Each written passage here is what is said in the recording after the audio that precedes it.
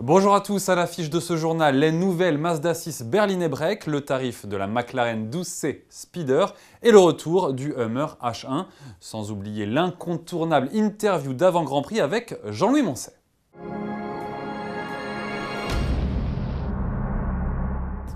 Mazda a récemment levé le voile sur la troisième génération de sa Mazda 6. Après la berline, nous profitons de quelques clichés du break qui fera également son entrée sur le mondial de l'automobile à la fin du mois. Baptisé Fast Wagon, il reprend le design Kodo du concept car Takeri, un design qui plaît puisque vous avez été nombreux à vous réjouir de ce lancement. Si la berline mesure 4,87 m, on ne connaît pas encore les dimensions du break. Petite indication, sur la version actuelle, ce dernier mesure seulement 2 cm de plus.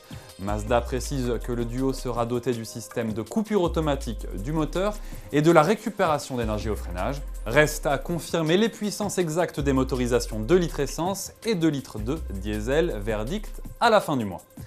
Également attendue à la porte de Versailles, la McLaren 12C Speeder a livré son tarif 3 semaines avant l'ouverture du mondial.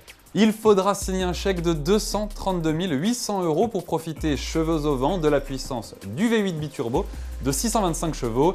L'anglaise est quasiment 8 000 € plus chère que sa concurrente italienne Ferrari 458 Speeder. Le prix annoncé est évidemment sans option. Jantes et peintures spéciales ou pack carbone sont proposés contre une rallonge de facture. Aujourd'hui, moins de 10 cabriolets ont été commandés en France. J'en profite également pour vous montrer le premier cliché de l'héritière de la McLaren F1. Sous ces traits de lumière, il est encore difficile de se faire une véritable idée des lignes de la nouvelle supercar anglaise, verdict au mondial. Avant cela, a lieu ce week-end le Grand Prix de Monza en Italie.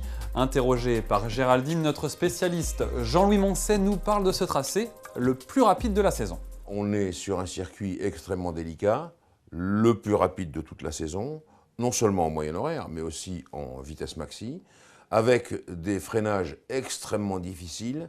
Les voitures ont très peu d'appui, donc elles sont très instables. Et pour tout dire, quand vous vous promenez dans les 350-360 km/h, eh bien, il y a toujours sur le paddock de Monza une espèce de tension terrible parce que les accidents ne sont jamais anodins là-bas, donc il faut faire extrêmement attention. C'est ça la caractéristique du vieil autodrome. Il faut faire rouler avec prudence et pourtant il faut aller à fond. C'est difficile. Et puis, je le répète, les accidents ne sont jamais anodins. On termine avec un retour plus que surprenant, celui du Hummer H1, mais sous son appellation militaire Humvee, puisque Hummer est une marque disparue depuis 2010. L'importateur français Paul Chédid, qui vend également des Corvettes et Cadillac, a passé un accord avec AM General, fabricant de la version militaire. Cette dernière est cependant bien homologuée pour le marché français. Sous le capot, le V8 diesel 6,5 litres développe 205 chevaux. Côté tarif, il faut compter environ 130 000 € et sûrement autant pour l'aménagement du garage qui l'accueillera. Merci de nous avoir suivis, à demain.